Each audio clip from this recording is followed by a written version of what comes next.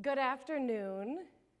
I'm here to offer an alternative to this box because this box has been a source of frustration for people like me. Let me clarify. This box with these questions has been. Now, for many people, this question carries the same weight as what is your name? But for multiracial people, it can be a bit more of a challenge. See, when I was younger, growing up as a mixed race person, I often struggled with these boxes and where I fit in. I often felt caught between them because I wasn't quite white enough and I wasn't quite black enough. And so these boxes would often remind me that my race isn't so simple. Now, the good news is, even though it took me a while to get here, I have come to realize that I am so much more than just these boxes. But aren't we all? So I'm here to share with you how my experiences as a mixed race woman has taught me a way to help all of us get past this box and for some, even fix our subconscious racism so that we can better engage with people who are different from us. So to give you some context here, I am a biracial woman who was adopted as a baby into an all-white family. And we happened to grow up in a rural town in Pennsylvania that was also primarily all white. So needless to say, I was definitely like the black girl in my grade. And when I went on to college and moved on to bigger areas like Pittsburgh and then later New York, I learned some new things about myself and some new terms, like I'm not just mixed, I'm ethnically ambiguous, which simply means other people didn't know what boxes to use for me either.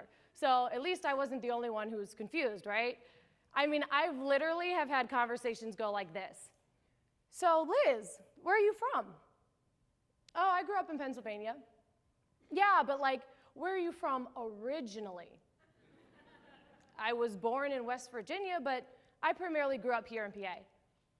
Oh, and your parents, where are they from? My dad's from North Carolina and my mom's from upstate New York. Okay, but like you, what are you? Besides human? Many times people are so desperate to know my race, I can practically see their brains struggling, trying to figure out which box to put me into. It's almost like they're trying to shove a round peg into a square hole, but it doesn't completely fit. And at first, I felt like this unknown gypsy-like status further alienated me, but then I learned to have some fun with it. And so I started asking people to just guess what they thought I was. It became a game of like, which box will I go into today, Bob? And I've heard absolutely everything from Dominican to Brazilian, Italian, Greek, Syrian, black and white mixed, Puerto Rican and Israeli mixed. One guy on a plane actually insisted that I must be a Sephardic Jew because I look just like his friend who's a Sephardic Jew. So, you know, that must be it. And as much as this question would bother me at times, I've come to realize that the question, what are you? Or better yet, who are you? Needs to be asked. You see, something almost magical would happen when people would ask me. You know, I'd start to share with them about my background, my family, you know, where I grew up. And while my story is somewhat unique, the magic is we were now engaged in a conversation. So, you know, that race box that they were once so desperately trying to fit me into just sort of magically disappears. And all that's left is the round peg, me.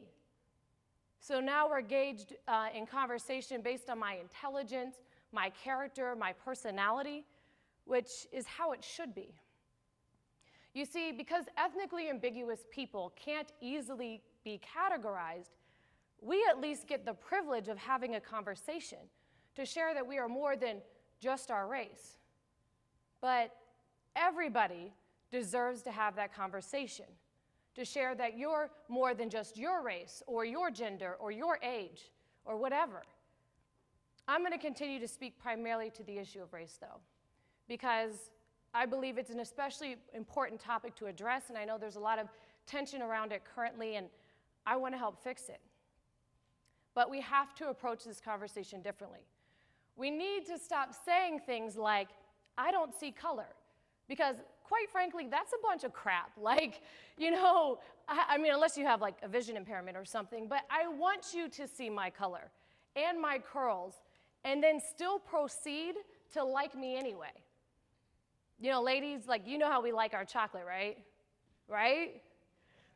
Well, my husband is the color of chocolate.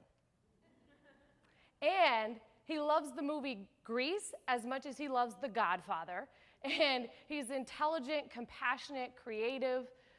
My mom is literally the color of milk. And if you can once you get past the fact that she's a blonde white woman, you'll find out that she's incredibly well-read on many diverse world cultures. And when I was in college, she would literally call me to discuss the current events affecting the African American community almost weekly.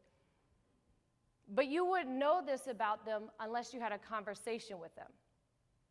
See, it's not that the labels or the boxes, I've learned, are in and of themselves the problem, because they don't define us. They're just a part of our definition. And admittedly, I have spent much of my life blaming the boxes in these categories too. But we must stop trying to convince ourselves that categorizing is the issue. Because the truth is, we're going to categorize because that's how our brains process information. And we use it in our environment for everything. You know, animal versus plant, hot versus cold, swipe left, swipe right, we categorize. So the boxes are not actually the problem.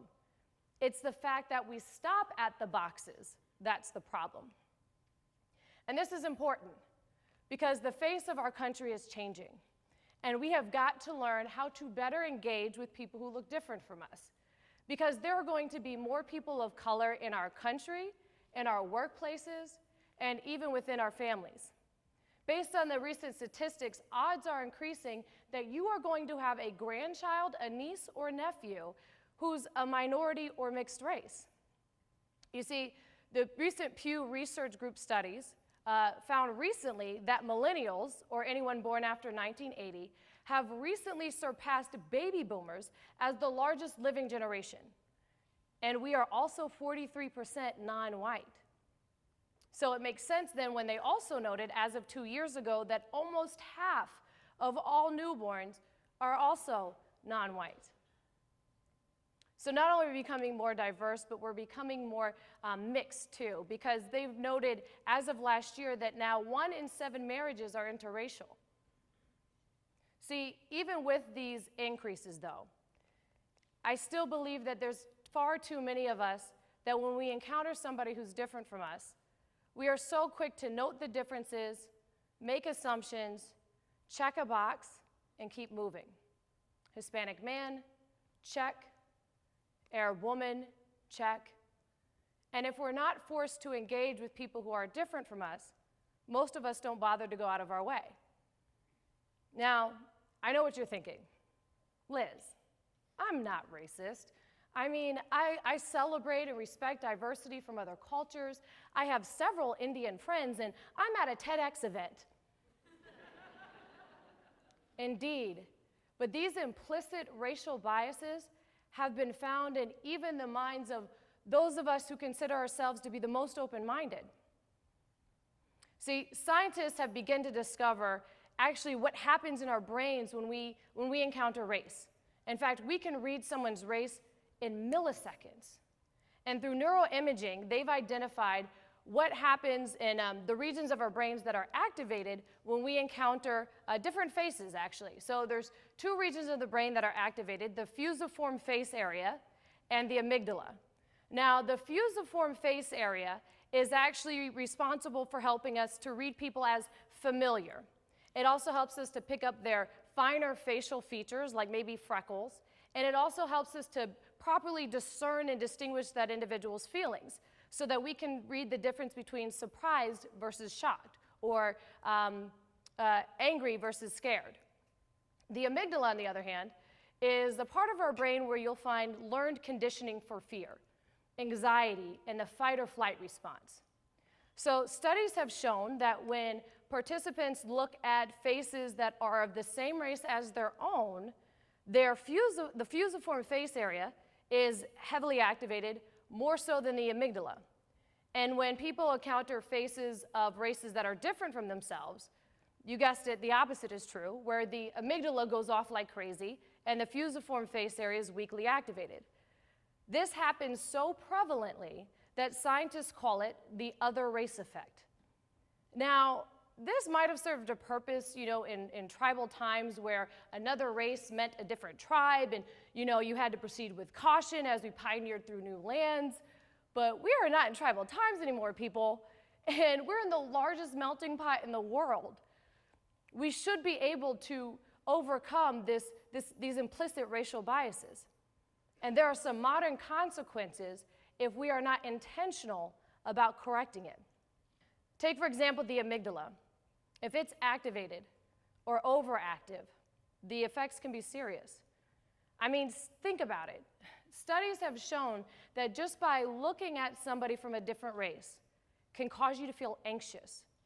No other indicators, not their behavior, not their words, just the fact that they look different can cause you to feel fear. Now, couple that with the decreased ability to properly read and discern that person's feelings. How easily we may confuse, their feelings of confusion for being angry. Imagine how in those split-second situations we could be wrong. Imagine if there's two people of different races and one of them is in a position of power and the other isn't. Imagine if one of them has a weapon and the other is unarmed. Now, neuroscience can explain how subconscious our behavior can be. But I want to be clear, I am not offering an excuse for racism because we still have a conscious choice to be racist or not. And if we're choosing to not be racist, then we must also choose to be intentional about correcting this subconscious thought process. And so I've learned some things through my experiences as a mixed race woman, and that science has confirmed are some helpful solutions that can help all of us get past these biases and get past this box. First, we have to stop blaming the box and these labels, because the reality is we are all different, and it is okay to acknowledge those differences. It's not that we shouldn't label people, it's that we shouldn't limit people. Secondly, we must be intentional in overcoming the subconscious thought process. Specifically, we can become allies with people from different ethnic groups. You might find somebody who looks different from you, but maybe shares common interests, like you have the same favorite sports team. It's an easy way to start a conversation as well. Or you could coach or mentor a young person from a different ethnic group too. See, studies have shown that by becoming allies with somebody from a different ethnic group has actually shown to decrease these implicit racial biases. In one study, where white participants who at first tested with this implicit race biases against African Americans, when they just simply read a hypothetical story where a black person was a hero that saved their own life, they had an immediate and significant decrease in their implicit race biases. Now, if that can happen from just reading a hypothetical story, imagine what would happen with consistent positive interactions in real life. Which is why we also need to hold the media and the news accountable. Like, look, it's no secret that the news perpetuates negative stereotypes about minorities. And quite frankly, all this does is continue to feed our subconscious anxiety. I think that's a reason why a far majority of us are hesitant about engaging with people from different cultures. But this is a critical component because even with all of the positive interactions we have with each other, there's no way that we can keep up with the constant barrage of negativity from the media. Not in small ways, like with this poster at a pool talking about the rules. Notice all the children misbehaving happen to be brown. Not cool. Or in big ways, like how in Oliver Stone's movie, World Trade Center, they changed the identity of this guy, African-American U.S. Marine Lieutenant Jason Thomas, who crawled into the rubble of 9/11 and saved 2 New York police officers. The actor they chose to portray him? This guy. Huge missed opportunity to portray a person of color positively and as a hero. So it is, considering how important stories are, whether we read them, watch them, or hear them, it is that much more important that we are intentional about correcting this. And on a personal note, you can just simply turn the news off to spare yourself from the exposure to the negativity. You could also, when you encounter somebody who looks different from you, be intentional about engaging in conversation with them. Ask yourself, what do I know about this person? Not the group I think they belong to, but this person in front of me specifically. Yes, they're an Asian man, but what else do I know about them? Yes, it's an Hispanic woman, but what else do I know about her? What are her hobbies? What does she do for a living? Where do they go to school? That's a great place to start. Don't ask, what are you? Ask, who are you? And finally, I want you to remember me and people like me. Remember how you have to have a conversation with us to even know what boxes we're associated with.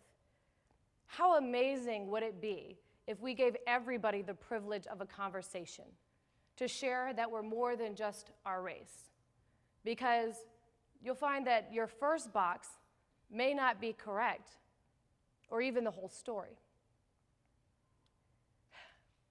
Imagine if we treated everybody the way that people treat me, where when there's not one box that I fit into, I get my own unique category. But everybody should get their own unique category, not just us ethnically ambiguous ones. So now when people ask me who I am, I'm a woman, I'm a Christian, I'm Black, I'm white, I'm adopted, I'm insanely competitive, Janet Jackson fanatical, masterful lip syncing, fun-loving entrepreneur and blogger. So, who are you? Thank you.